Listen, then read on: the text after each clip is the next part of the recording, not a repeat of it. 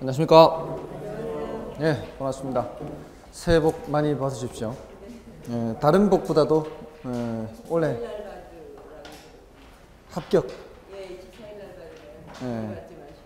그래요? 꼭 그때 받으십시오. 다른 것보다도 이제 합격하는 게 가장 큰 복이겠죠. 자, 이게 설을 세서 그런가 약간은 이제 에너지가 좀 충전이 된 것 같기도 합니다. 저는 제가 사실은 휴가 기간 동안에 좀 일을 좀 하려고 노트북까지 들고 갔는데 노트북은 꺼내지도 않고 계속 놀기만 하다 왔습니다. 집에 쉬는 때, 다른 사람 쉬는 때 가서 일한다는 게 쉽지가 않죠. 혹시 여러분들은 공부 좀 하셨습니까? 저희도 똑같아요. 똑같습니까? 네. 쉽지 않죠. 자, 근데 이제 대신 충분히 쉬다가 왔습니다. 자, 이제 앞으로 이제 매진해서 앞으로 한 달 정도는 꾸준히 열심히 할 수 있겠죠. 또 이제 봄바람 불면 약간 흔들릴 수도 있지만 그때까지는 좀 열심히 하시기 바랍니다. 오늘 할 내용은 감정평가론입니다. 분량이 많기 때문에 오늘만큼은 지난주에 했는 것을 복습하는 것은 생략하겠습니다. 그리고 지난주에 했는 것은 부분적으로 쪼개져 있어서 여러 가지 세 글자씩 그렇게 나누어서 그렇게 공부를 했었죠. 그 중에서도 뭐 부동산 마케팅 같은 거는 시고간해서 분량이 얼마 되지 않는 데서 출제가 많이 된다고 했습니다. 그런 정도로만 이렇게 짤막짤막하게 하면 되니까 여러분들이 좀 복습을 해 주시고요. 오늘은 576쪽에 감정평가론입니다. 이 감정평가가 말입니다. 한 6문제 출제가 됩니다. 6문제 출제되는데 경우에 따라 7문제가 출제될 때가 있습니다. 여기서 이제 7문제 출제되는 거는 부동산 가격 공시제도가 출제될 때 그때 7문제가 출제됩니다. 보통은 이제 6문제라고 생각하시면 돼요. 부동산 가격 공시제가 어디 있는가 하면 요거는 우리 교재에서는 저기 앞쪽에 있어요. 여러분들 교재에서 부동산 가격 공시제는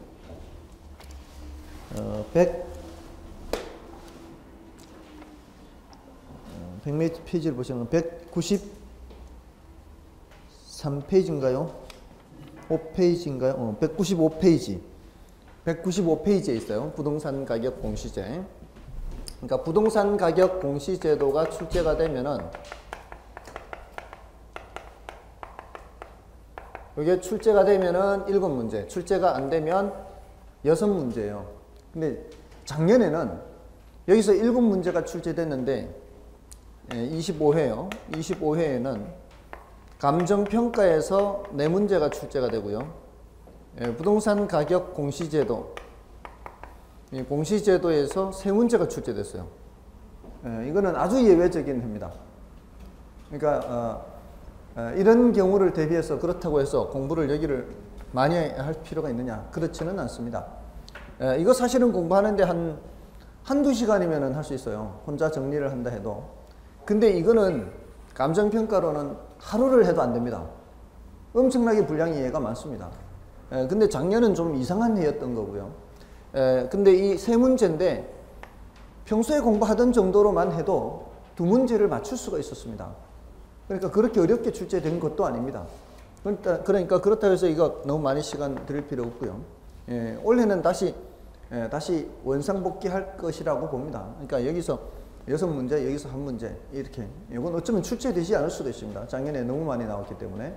그래서 늘 감정평가에 초점을 맞춰야 됩니다. 여기에서 6문제 출제된다라고 봐야 돼요. 그래서 감정평가에서 6문제 출제된다라고 봐야 되고, 자, 여기서는 다시 감정평가 기초에 대한 부분, 그러니까 요 이론에 대한 부분이 있고요. 그리고 3방식, 평가의 3방식에 해당하는 부분이 있어요. 여기에서 2문제에서 3문제, 여기에서 3문제에서 4문제 이렇게 출제가 됩니다. 이 부분이 좀 더 어렵습니다. 출제 비중은 높은데 이 부분이 그렇게 어렵지는 않습니다. 그러니까 우리는 항상 공부를 할 때는 난이도가 높지 않은 것을 우선적으로 하는 게 요령입니다. 물론 이게 출제 비중은 낮지만 그렇다고 해서 이게 모두 다 어렵지는 않거든요. 그러니까 쉬운 것들만 하더라도 네 문제 정도는 충분히 건질 수가 있습니다. 그래서 어렵지만 않다면 다 이제 할 수가 있고요. 그 어려운 부분이 이제 여기 이제 말씀을 드릴 겁니다. 어려운 파트가 있는데 쉬운 파트 위주로 하시되 단지 이제 문제는 뭔가 하면은 이 부분이 용어가 굉장히 낯섭니다. 여러분들이 처음 보시는 용어들이 굉장히 많습니다. 다른 부분보다. 그러니까 일단 어려운 거예요. 단어들 자체가 처음 보는 단어들이니까. 그래서 반복해서 용어를 익숙하게 해야 된다. 이런 말씀을 드리고 싶어요. 그래서 오늘 이 수업은 깊은 이론적인 거 그렇게 말씀 많이 안 드릴 거예요. 그러니까 용어를 계속 반복해서 용어 정도를 익히면은 충분하다. 이렇게 말씀을 드리고 싶습니다. 그러면은 다음에 이제 그 내용을 채울 수가 있거든요. 그리고 심지어는 우리 시험에서는 용어 자체를 질문하기도 합니다. 그러니까 용어 자체를 질문하기도 하기 때문에 그 정도는 알아두셔야 된다는 거죠. 자, 어쨌든 이 기초 이론에 해당하는 것은 어떤 것들이 있는가 하면은 감정평가 분류가 있어요. 감정평가를 이제 여러 가지로 분류를 합니다. 왜 우리 토지를 수용하지 않습니까? 수용을 하면은 수용 보상금을 줘야 되잖아요. 수용 보상금을 줄 때 토지 수용위원회에서 감정평가업자한테 의뢰를 하거든요. 의뢰를 하면은 그 감정평가업자가 보상평가라는 걸 합니다. 근데 그 보상평가라는 거 하고요. 보통 우리가 얘기하는 일반적인 평가라는 거하고 좀 달라요. 규정이 있어요. 일반적인 평가하고 좀 다르기 때문에 그 보상평가는 다 규정이 있거든요. 이렇게 보상평가하여라 라는 규정대로 평가를 해야 돼요. 그래서 그런 보상평가라는 게 있고요. 또 우리 법원에 경매하잖아요. 경매하지 않습니까? 그럼 법원에서 또 감정평가업자들한테 의뢰를 하거든요. 그럼 또 그 법원에서 평가 의뢰를 하면은 경매평가를 해요. 자, 이런 여러 가지 평가들이 있어요. 그런 것들을 이제 분류를 한다는 거죠. 자, 그런 것들을 좀 구별을 해야 되고요. 다음에 가치와 가격이라는 거를 얘기를 해요. 가치와 가격. 요걸 이제 구별을 하는 겁니다. 가치는 뭐고 가격은 뭐냐. 요거 구별을 좀 해야 되고요. 요거 25회 때 지난 10월 달에 여기서 출제가 됐어요. 그러니까 상대적으로 내년에는 여기서 출제될 가능성이 좀 낮습니다. 왜냐하면은 이게 해마다 출제되는 것이라면 내년에도 출제되겠지만 요 가치와 가격은 10년에 한 3번 정도, 4번 정도 출제되는 주제입니다. 근데 지난해 출제가 됐다는 것은 출제 가능성은 약간은 낮아요. 그렇다고 해서 지난해 출제됐으니까 이번에 출제 안 된다. 이건 아니지만 그러니까 공부를 하더라도 그런 걸 감안해서 더 매번 출제되는 것에 조금 더 신경을 쓰고 10년에 한 서너 번 출제되는데 작년에 출제됐다. 그럼 조금 신경을 덜 쓰고 이렇게 에너지를 배분하시란 얘기예요. 그러니까 그런 것들을 잘 들어두시란 얘기예요. 그게 이제 공부 요령입니다. 사실 공부라는 게 머리로 하는 게 아니고요. 머리가 좋고 나쁘고 하는 게 아니라 다 이 스킬이거든요. 테크닉. 어차피 우리는 모두 다 똑같이 24시간을 갖고 있지 않습니까? 그 24시간을 어떻게 배분을 하느냐 하는 거 아닙니까? 근데 공부를 잘하는 사람들은 이걸 배분을 잘하는 거예요. 중요하지도 않은 거는 별로 보지 않는 거죠. 중요한 걸 먼저 보는 거죠. 그게 바람직한 방법입니다. 시험이라는 모든 시험은 다 그렇습니다. 이게 자기가 즐기기 위해서 학문을 하기 위해서 하는 게 아니라 시험을 점수를 더 높게 내기 위한 공부는 늘 그렇게 해야 되는 거죠. 그러니까 더 중요하다 그러면은 이게 어느 정도로 중요하구나 이걸 캐치를 해야 됩니다. 그러니까 시험에는 그게 안 나옵니다. 이게 1년에 10년 동안 이거 몇 번 출제됩니까? 이런 문제는 없습니다. 그렇지만 여러분은 알고 계셔야 된다는 거죠. 그래야 이 강약을 조절할 수 있으니까. 다음에 가격제 원칙이라는 게 있어요. 벌써 이 단어가 어렵죠. 제자라는 말이 참 이런 말들은 될 수 있으면 쓰지 않는 게 좋은데 이 뭐 한자어인데 모든 이란 뜻이 모든 가격의 모든 원칙이란 뜻이에요. 그러니까 여러 가지 원칙이 있다는 얘기입니다. 여기 이제 분량이 조금 이제 있는 편이고요. 그다음에 지역 분석과 개별 분석이라는 용어가 있어요. 이런 용어들이 다 낯선 것들이다 이 말입니다. 이런 거는 용어는 들어봤지만 이게 갖고 있는 뜻이 뭔지를 파악하기가 쉽지 않거든요. 그래서 자, 이런 것들이 좀 익숙하게 되도록 반복해야 됩니다. 이 중에서 여기에 1순위, 여기에 2순위, 여기에 3순위, 여기에 4순위 이렇게 돼요. 1, 2, 3, 4순위. 이게 이제 가장 이 우선적으로 공부해야 될 것입니다. 이게 분량도 작고요. 분량이 얼마인데요? 적고요. 그 다음에 출제도 비교적 많이 되는 편이에요. 근데 요 놈은 분량이 좀 더 많습니다. 분량이 좀 더 많고 출제 비중은 요거보다 약간 더 높아요. 그 다음에 가치와 가격 요거는 분량이 얼마 안 됩니다. 출제 비중도 좀 낮고 10분의 3, 4 정도 된다 그랬죠. 이거는 10분의 8, 9 정도 됩니다. 이거는 10분의 7 또는 10분의 8 정도. 얘가 조금 더 중요도는 높습니다. 자주 출제되는 거는 꼭 해야 되는 거죠. 출제 비중이 높은 거는. 근데 이제 버릴 건 버리고 이제 더 중요한 거를 선별해서 공부를 하면 되는 거예요. 다음에 이제 감정평가 분류는 이 중에서는 비중이 제일 낮습니다. 제가 여기에 쓰지 않은 것은요. 그것보다도 더 중요도가 낮다는 얘기입니다. 그걸 감안해서 보시면 돼요. 다음에 이제 감정평가 3방식 하는 거는 세 가지 방식을 말하는 거죠. 원가 방식이 있고요. 또 비교 방식이 있고 수익 방식 이렇게 세 가지 방식이 있어요. 자, 이 원가 방식이라고 하는 거는 다른 게 아니고 그냥 원가 계산하는 거예요. 예를 들어 이 건물 있죠. 이 건물 무슨 타워다. 그러면 이 건물을 원가 방식으로 평가를 해라. 그러면 일단은 이 건물을 새로 짓는 데 들어가는 돈 계산하는 겁니다. 그 돈이 원가인데요. 자, 그 원가에는 재료비만 들어가는 게 아니고요. 인건비 같은 거 있죠. 모든 돈이 다 투입이 되는 거예요. 거기에다가 이 건축업자의 이윤도 포함돼야 돼요. 이윤. 그리고 또 뭐도 포함돼야 되는가 하면은 그 물건을 정상적으로 사용할 때까지 추가로 투입되는 모든 비용을 다 계산해야 돼요. 예를 들어서 이 물건 있죠. 이 물건의 원가, 지금 여기 지금 사용할 때까지, 갖다 놓을 때까지 발생한 원가를 계산하라. 그러잖아요. 그럼 요거 만들 때 투입된 자재 가격 있죠. 재료 가격. 그리고 또 뭐도 포함시켜야 돼요? 인건비 포함시켜야 되죠. 또, 요 갖다 놓는데 발생한 수송비, 운반비도 들어가야 되죠. 거기에다 뭐도 포함시켜야 돼요? 이 만든 사람의 이윤. 이 만든 사람의 이윤도 포함돼요. 인건비 말고도 이윤도 포함돼야 돼. 맞나요? 이런 거를 다 포함한 게 원가요. 여기 이제 다 포함한 게 원가고요. 다음에 그 원가는 지금 새 것의 가격을 계산한 걸까요? 낡은 것의 가격을 계산한 걸까요? 일단 계산한 원가는 새 것의 가격을 계산한 겁니다. 근데 내가 평가하려고 하는 물건은 낡은 것일 수 있잖아요. 그러면 낡은 만큼을 어떻게 해야 돼요? 가치를 빼야 됩니다. 그 가치를 빼서 계산해야 됩니다. 그러니까 이게 얼마나 가치가 나가느냐 이렇게 물어볼 때 이게 새 것은 얼마인데 이렇게 나가야 되는 거예요. 지금 새 것은 얼마인데 얘는 낡았으니까 얼마다 이렇게 해야 되잖아요. 우리는 항상 원가를 계산할 땐 새 것의 가격을 계산한 거예요. 거기에다가 무슨 작업을 해야 되는 거예요? 빼는 작업을 해야 돼요. 자, 다음에 비교 방식은 이미 기존에 거래된 다른 사례를 보고 비교하는 거예요.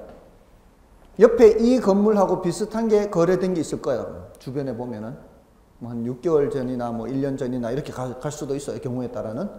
자, 그러면 주변에 살펴보면은 거래된 사례를 조사해서 그게 얼마에 거래됐는지 보고 요 놈하고 비교하는 거예요. 요거는 몇 층짜리, 저거는 몇 층짜리, 요거는 지하철역에서 가깝고 저거는 지하철역에서 멀고 뭐 이런 식으로 이렇게 비교해서 하는 방법이 비교 방식이에요. 어떤 게 더 쉬울까요?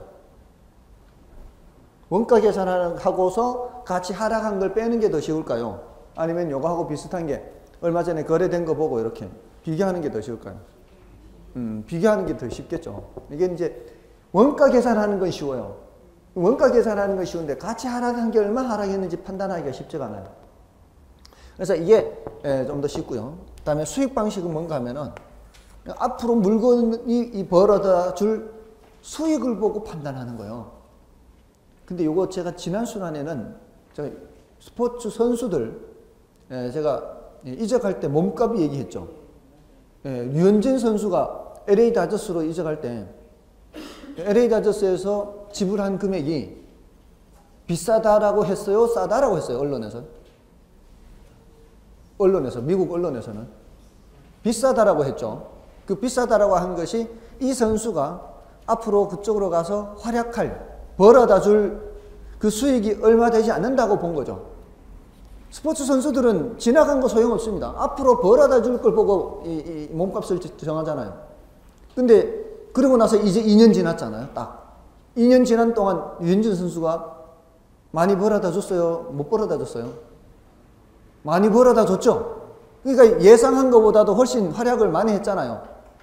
그러면은 이런 경우에는 걔네들이 싼 값에 잘 데리고 간 거죠. 그러니까 걔네들이 예상한 것보다도 더 활약을 한 거죠. 예상한 수익보다 어떻게 된 거예요? 수익이 더 큰 거죠. 이러면은 이제 거래를 잘한 거죠. 걔네들 입장에서는. 그게 이제 수익 방식이에요. 수익 방식. 그 선수가 앞으로 벌어다 줄 수익을 크기로 보고 판단하는 거예요. 건물도 마찬가지라는 거예요. 이런 부동산도. 이런 부동산이 앞으로 임대료 수입을 가져다 줄 거란 말이에요. 그렇지 않습니까? 이 건물을 철거할 때까지는 계속 임대료 수입이 나올 거 아니에요. 그 임대료 수입을 어떻게 해요? 지금 시점에서 판단해야 되는 거예요. 아시겠어요? 그 스포츠 선수들 몸값 계산하는 거하고 유사해요. 자, 그러면은 이 쉬울까요? 어려울까요? 쉽지 않겠죠? 앞으로 벌어다 줄 수익의 크기를 예측을 해야 되기 때문에 쉽지가 않습니다. 실제로 어렵습니다. 그래서 이게 가장 어려워요. 이게 가장 쉬워요. 그 다음에 얘가 조금 어렵고요. 얘가 가장 어렵습니다. 근데 그 중에서도 이제 자주 출제되는 파트가 있어요. 그 자주 출제되는 파트를 집중 공략하면은 어렵지 않습니다. 할만합니다. 그래도 단지 이제 용어들이 어렵다는 거죠. 용어들. 아시겠죠? 자, 일단은 이제 제일 먼저 감정평가 분류 이쪽을 먼저 좀 살펴보겠습니다. 자, 얘네들이 이제 용어가 어려운데 감정평가 분류 낯선 것들이 많다 이 말입니다. 자, 그 전에 이제 감정평가가 뭔지는 알아야 될 거 아니에요. 감정평가라고 하는 거는 토지 등의 경제적 가치를 판정해서 감정평가의 뜻. 요거는 토지 등의 경제적 가치를 판단해서 요걸 뭘로 나타내는가 하면은 가액으로 표시하는 거예요. 가액으로 표시. 이렇게. 여기 이제 감정평가가 되는 거예요. 그러니까 지난번에는 제가 진품 명품도 예를 들었죠. TV 프로그램에 진품 명품이 이렇게 물건이 나오면 그게 얼마짜리인지를 전광판에 딱 표시하는 게 뭐로 표시하는 거예요? 가액으로 표시하는 거죠. 뭐를 판단해서? 경제적 가치를 판단해서. 맞나요? 그게 이제 감정평가입니다.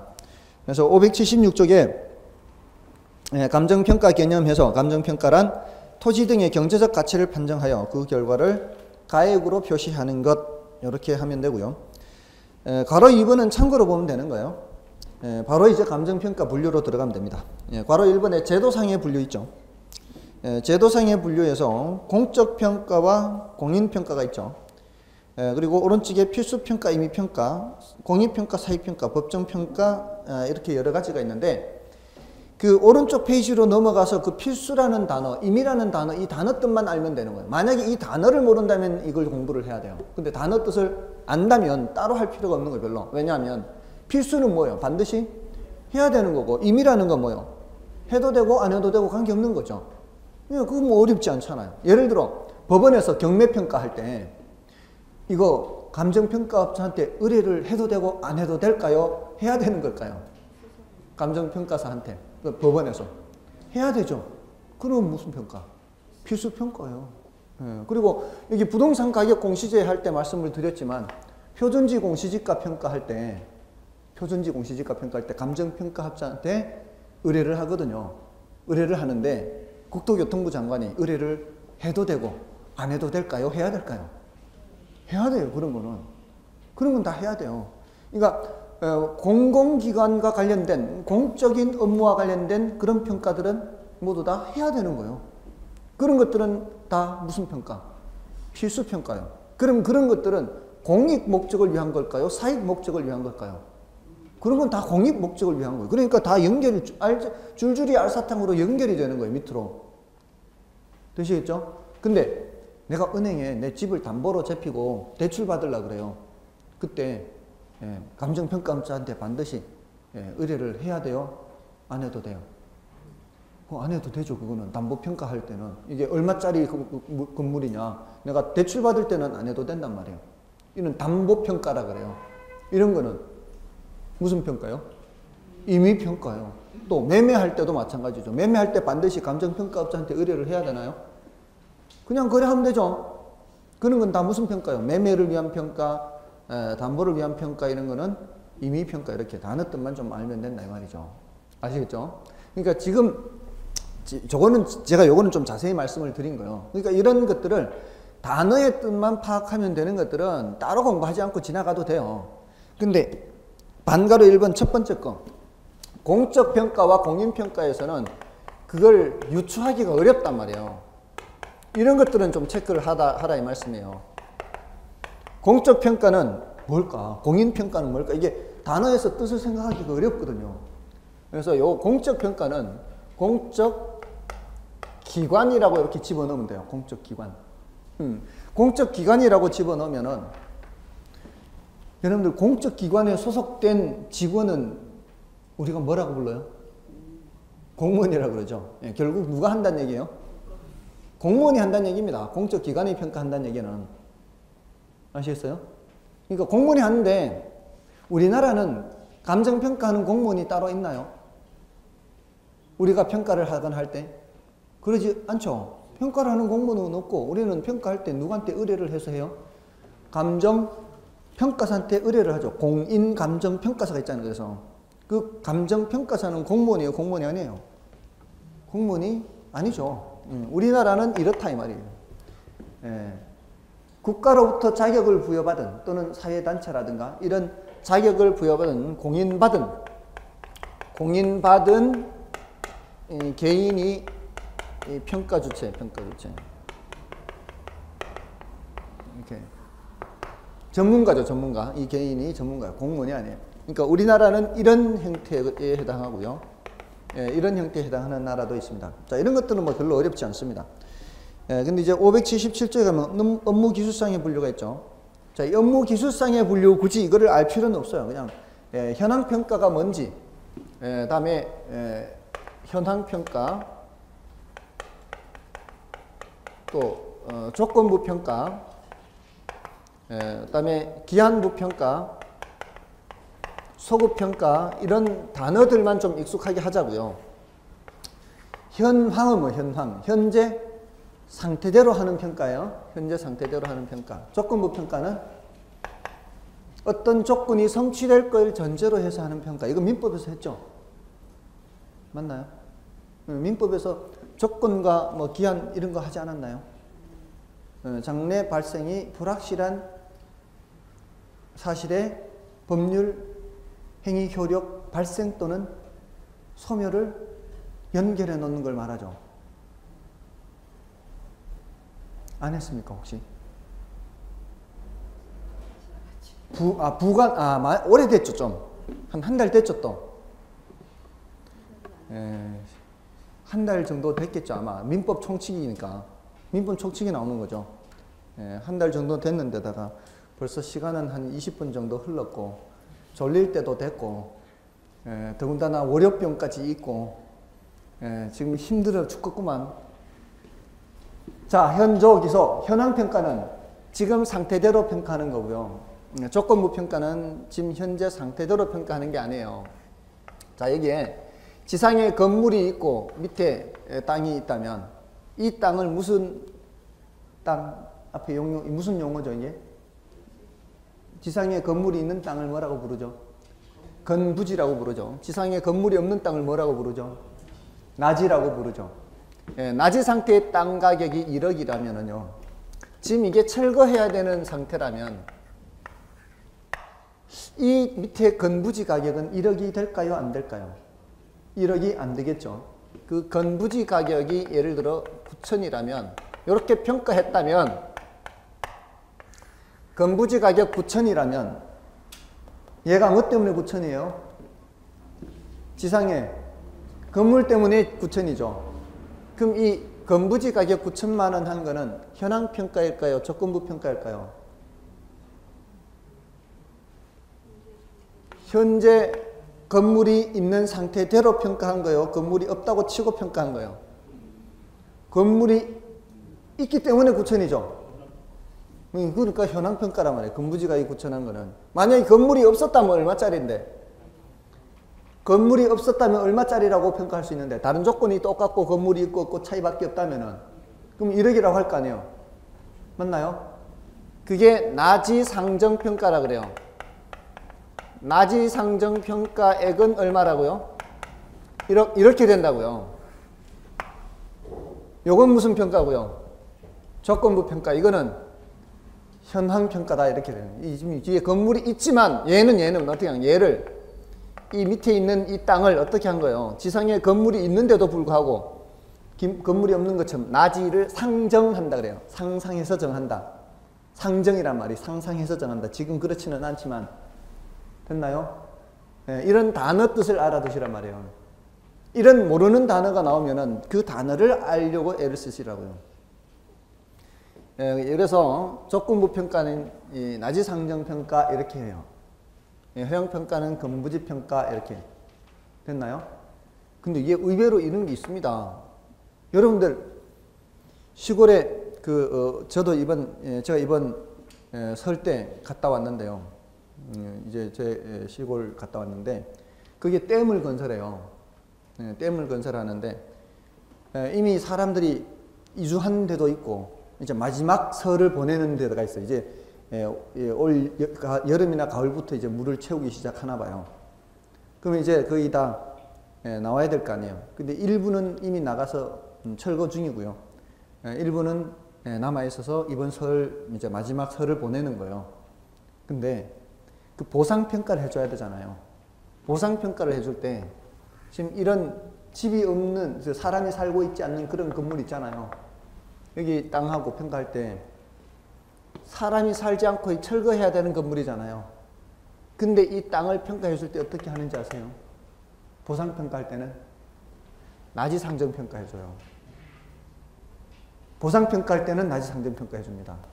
그리고 건물은 건물대로 따로 평가해 줍니다. 그게 이제 이 보상 평가의 특징이에요. 그러니까 조건부 평가를 한다 이 말입니다. 이런 경우가 꽤 있어요. 자, 어쨌든 자, 현조 기소 하는데 기한부는 기준 시점이 미래 일정 시점인 것을 말해요. 기준 시점이 미래 일정 시점. 이거는 이제 감정평가의 기준이 되는 시점이에요. 그러니까 지금 평가 의뢰를 하면서 4월 1일 가격 구해주세요. 이런 식이에요. 지금 평가 의뢰를 하는데 4월 1일 가격 구해주세요. 근데 소급평가는 기준 시점이 과거 일정 시점이죠. 지금 평가 의뢰를 하면서 1월 1일자 가격 구해주세요. 뭐 이런 식이에요. 그게 이제 소급평가. 이건 기한과 소급, 이거 민법에서 했죠. 이 정도는 이렇게 체크하고 지나가겠습니다. 좀 더 자세한 내용은 나중에 말씀을 드리고요. 다음에 578쪽에 그 기준 시점 참고로 되어 있지만 중요합니다. 그거는. 아시겠죠? 참고로 되어 있는 것은 중요합니다. 나중에 자세히 더 말씀을 드릴 거예요. 지금은 좀 용어들이 익숙하게 하는 정도로만 하고요. 그 다음에 이제 일괄평가, 구분평가, 부분평가 있죠? 일구부 이렇게.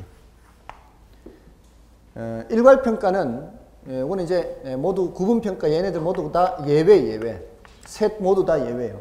원칙은 개별평가예요.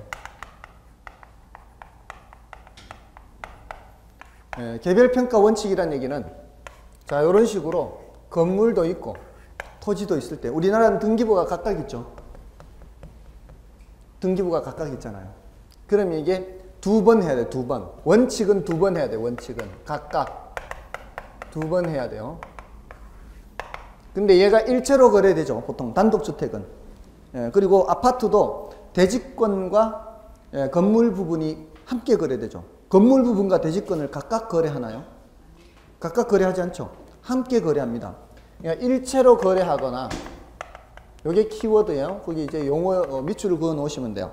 그러니까 일괄평가에 첫 번째 줄에 뭐라고 되어 있어요? 둘 이상의 대상 물건이 일체로 거래 이렇게 돼 있죠. 그러니까 일체로 거래 요게 키워드예요. 578쪽이죠. 예, 지금 졸다 보니까 어디 하는지도 몰라요. 예, 동영상 들어도 마찬가지죠. 예, 동영상 듣다 보면은 저도 동영상 들을 때 있습니다. 저도 좀 이렇게 공부를 좀 해야 되니까 분명히 처음에 시작할 때 들었거든요. 근데 눈 뜨니까 다 끝나고 없어요. 여러분들은 안 그러십니까? 아니요, 어떤 때는요, 눈 뜨면 새벽이에요. 아, 새벽까지 가요? 그 정도는 아닙니다, 저는. 예, 저는 그 정도는 아니고, 저는 열차를 그냥 지나친 적도 있고요. 예, 그나마 그게 수업할 때가 아니라서 다행이지. 제가 열차를 많이 이용하는 편이에요. 지금 집이 저기 한복판에, 우리나라 한복판에 있다 보니까, 열차를 타고 중간에 내려야 되는데, 이거 한참 밴드 글을 올리다가 보면은, 내리는, 정신 딱 차렸는데 벌써 내려야 되는 역에 문을 닫고 출발하고 있어요. 그럴 때 정말 그 황당하죠. 단 1분만 일찍 알았어도 내릴 텐데, 그러면은 깝깝하죠. 다음 역까지 갔다가 다시 올 거 생각해 보십시오. 근데 다행히 제가 사는 곳은 여기서 내려서 다음 역을 향해서 가야 돼요. 다시 버스를 타야 돼요. 그러니까 한 번 더 가도 거기서 이쪽으로 되돌아오면 돼요. 물론 그렇게 하면은 이제 훨씬 시간이 더 걸리지만 그래도 1시간 더 걸려요. 이거 한 정거장 더 지나치는 게 집에 가는 시간이 1시간이나 더 걸려요. 자, 어쨌든 정신 바짝 차리고요. 지금 조시는 분들, 동영상 보시는 분들도 마찬가지고 정신 바짝 차리고요. 일체로 거래 몇 페이지 이게? 578페이지 반가로 1번 일괄평가의 첫 번째 줄입니다. 일체로 거래하거나 또 두 번째 줄에 용도상 불가분 이런 말이 있죠. 우리가 공부를 할 때는 이런 키워드를 해야 돼. 키워드. 사실은 제가 이거 키워드 하는 거를 고등학교 때 정말 싫어했거든요. 국어 시간에. 제가 제일 싫어하는 과목이 국어인데 국어 시간에 무슨 주제어가 뭐다, 핵심어가 뭐다, 뭐 주제 문장이 뭐다, 막 이런 거 나오잖아요. 그럼 제일 골치 아팠습니다. 근데 지금 제가 이렇게 핵심어가 뭐다, 주제어가 이걸 얘기할 줄이야 누가 알았겠습니까? 고등학교 때 국어를 얼마나 싫어했는가 하면 무슨 시가 나온다 그러면 시를 외워도요. 이게 감동하기 위해, 어떤 느끼기 위해서 외우는 게 아니라 그냥 시험에 나오니까 외우는 거야. 그냥 뭐 작가가 누구다, 무슨 서정시다, 무슨 시다, 서사시다 이런 그냥 외우는 거지. 감동을 느낄 줄 모르는 거예요. 근데 이제서야 이제 조금 느껴 이제 그런 거 보면 이게 고등학교 때 보면은 문학의 구조인가 뭐 이런 수필이 설명문이 있는데 그때 당시에 첫 문장이 뭐냐면 문학의 목적은 감동과 쾌락이다 이렇게 나와요. 문학의 목적은 감동과 쾌락이다. 도저히 이해가 안 돼요. 도저히 감동이 느껴지지 않아요. 근데 이제는 조금은 와닿아요. 여러분들 그 꽃이라는 시 아십니까? 꽃. 김춘수라는 시인의 꽃. 누가 내 이름을 불러주기 전에는 나는 다만 하나의 몸짓에 지나지 않았다. 누가 내 이름을 불러줬을 때 나는 그에게로 가서 그의 꽃이 되었다. 이제 느껴지는 거야. 누가 나를 알아주는구나. 누가 내 이름을 딱 불러준다는 게 그게 그냥 그 사람에게는 단지 이름을 부르는 게 아니라 나라는 존재가 그 사람한테 있다는 거 아니에요. 그잖아요? 별로 안 느끼나 봅니다. 근데 이제 저는 좀 느껴진단 말이에요. 이게 그래서 꽃이라는 의미가 그거구나. 이 사람이 나를 생각해 주는구나. 그래서 그 이후로부터 저도 이제 될 수 있으면 여러분들 수험생분들 성함을 조금이라도 이렇게 알려고 애를 쓰는 편이에요. 이분 성함이 뭐구나 이렇게. 근데 워낙 많은 분이다 보니까 제가 다 기억하지는 못하지만 그래도 기회되는 대로 이렇게 한 분 한 분 이렇게 여쭤보기도 하는데 근데 제가 다가가면 여러분들은 자꾸 멀리 벗어나려고 해요. 제가 무슨 무서운 건가 봐요. 자, 어쨌든 그렇게 이제 느껴지는데 핵심어를 쳐. 핵심어. 구분 평가는 뭔가 하면은 그 첫 번째 맨 밑에 줄이죠. 578쪽에 그 가치를 달리하는 부분이 이렇게 돼 있죠. 가치를 달리하는 부분. 그게 키워드예요. 가치를 달리하는 부분.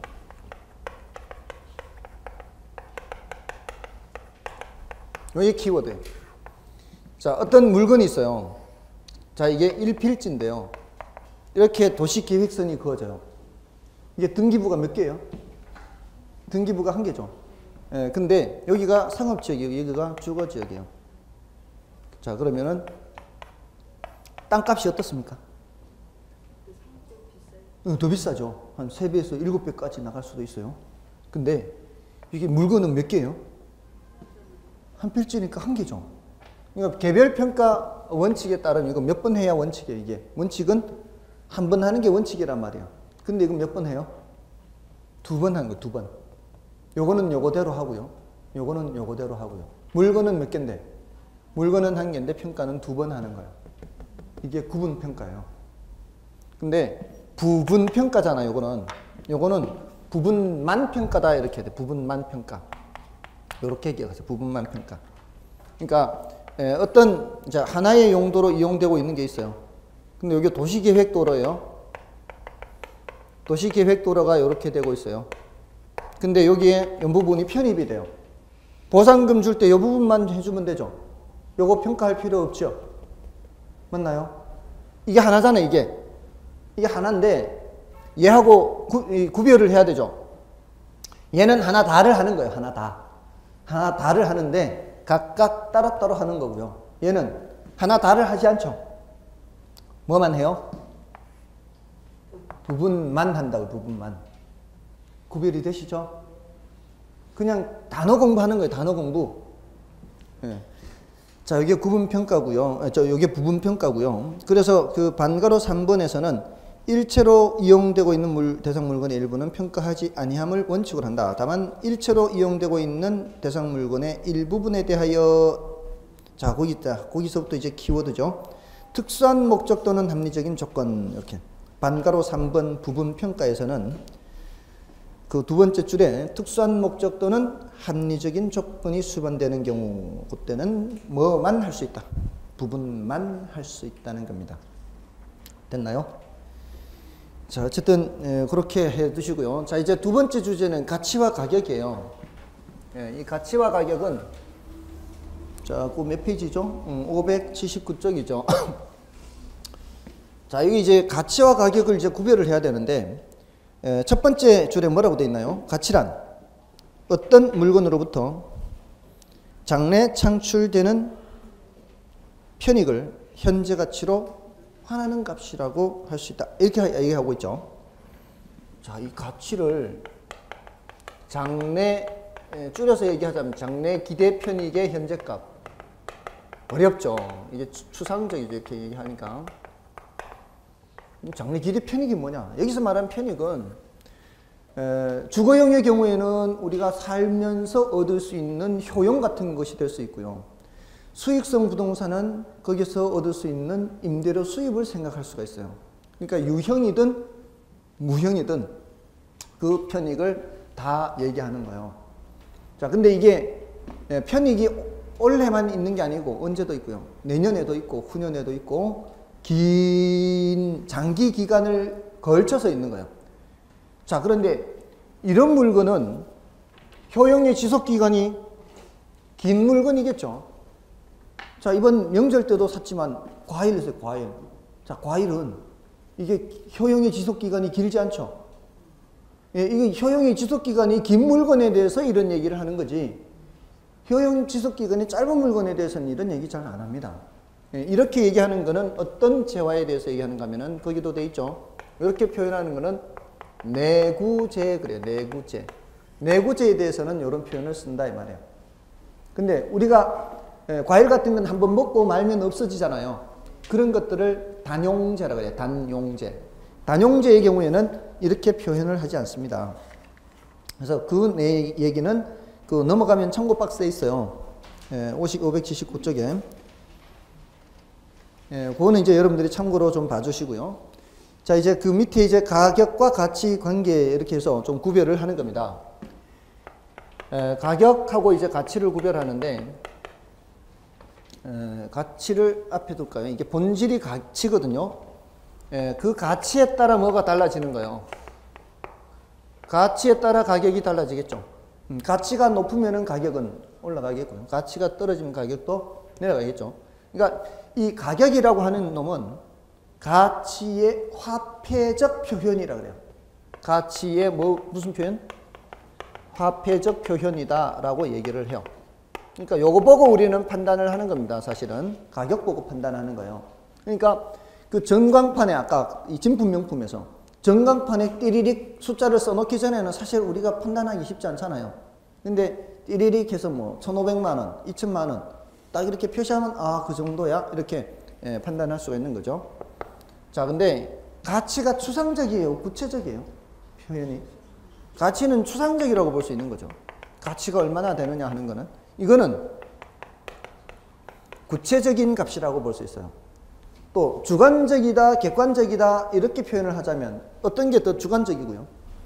얘가 더 주관적이 되겠죠. 얘는 객관적이 되고요. 자, 원래 이렇게 25회 때 이게 여기서 출제가 됐어요. 25회 때 여기서 출제가 됐는데 그럼 작년에 출제됐다고 뭐 전혀 안 하면 안 되는 거고요. 어느 정도는 좀 해둬야 되는 거죠.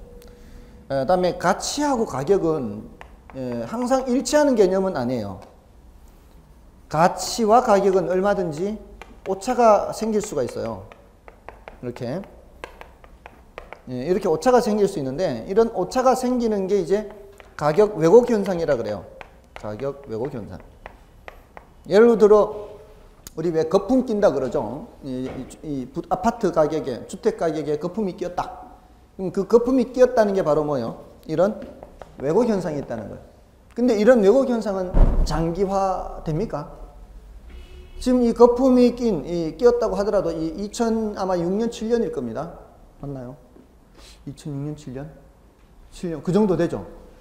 예, 그때부터 지금 떨어졌잖아. 이제 내년이면 거의 10년이 다 돼가는데, 이 고점으로부터. 예, 그 거품이 낀 것에서부터 지금은 뭐라고 얘기할 수 있는 거예요? 거품이 많이 빠졌다라고 할 수 있죠. 예, 근데 지금 상태가 가치라는 게 여기 있다면은 2006년, 7년도에 여기 있었다면 거품이 끼어서 지금 또 이렇게 내려왔을 수도 있거든요. 이렇게 내려왔을 수도 있겠죠. 예, 이것도 뭐요? 이 가치로부터 괴리가 있는 거죠. 괴리가. 그러다 다시 이렇게 올라가면서 장기적으로는 어떻게 되는 거예요? 장기적으로는 일치해 간다고요. 단기적으로는 오차가 있을지라도 장기적으로는 어떻게 된다? 가치와 가격이 일치하게 된다는 거죠. 이런 현상은 단기적인 현상이라는 거예요. 예, 장기적으로는 어떻게 된다? 가치와 가격이 일치해진다. 자, 이렇게 얘기를 할 수가 있고요. 다음에 그 동그라미 5번과 6번의 내용은 과거값과 현재값 하는데 지금 여기 장래 기대 편익의 현재값이라고 했죠. 이게 지금 가치에 대해서 얘기하는 거예요. 작년에 이걸 물었어요. 이거를. 작년에. 가치는 장래 기대 편익을 언제 시점에 가치로 판단하는 거예요? 지금 시점에서 판단하는 거예요. 편익은 언제 발생하고요? 미래 발생하는 거예요. 그러니까 미래 발생하는 편익을 지금 판단해야 되니까 어려운 거예요, 그게. 근데 가격이라고 하는 거는 실제로 지불된 값이거나 또는 지불하기를 요구해서 써붙여 놓은 값이 가격이잖아요. 근데 구별할 땐 얘를 과거값이라고 구별을 해요. 가격은 과거값, 가치는 현재값 이렇게 구별을 하거든요. 근데 작년에 어떻게 나왔는가 하면은 요걸 미래값, 요걸 현재값 이렇게 틀린 지문으로 냈어요. 섞기 쉽죠? 이걸 미래값, 이걸 현재값으로 하니까 섞기가 쉬워요. 이걸 현재값, 과거값 이런 식으로 구별을 하는데 일반적으로 아시겠어요?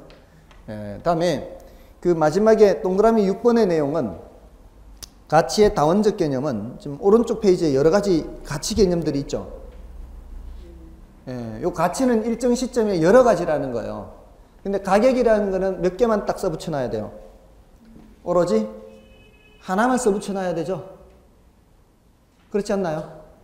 그리고 가격 지불할 때도 몇 개로 지불해요? 하나로 지불하는 거지 여러 개로 지불하지는 않잖아요. 가격이라고 하는 것은 오로지 한 개밖에 없어요. 근데 가치는 일정 시점에 여러 가지라는 거죠. 그런 차이점이 있다는 겁니다. 근데 그 오른쪽 페이지에 여러 가지 가치 개념 중에서도 그 1번과 3번 가치는 주관적 가치예요. 1번의 사용 가치와 3번의 투자 가치는 주관적 가치고요. 2번의 교환 가치와 2번의 교환 가치와 거기 하나 교환 가치 말고 또 하나 해두시면 그건 이제 투자론에 나오는 개념인데요. 시장 가치 개념, 시장 가치와 교환 가치, 요거는 요 둘은 객관적 가치예요. 이렇게 일단 뭐 지금은 참고로 보는 정도니까요. 이걸 뭐 구체적으로 묻는 거는 지문으로 딱 한 번 있었긴 한데 그건 뭐 지금 그 본류에서는 조금 벗어나는 거니까 지금 580쪽에 괄호 2번의 내용을 파악하면은 훌륭하다라고 볼 수가 있겠습니다. 자, 그 다음에 이제 부동산 가격의 특징, 여기서부터는 좀 쉬고 말씀을 드리도록 하겠습니다.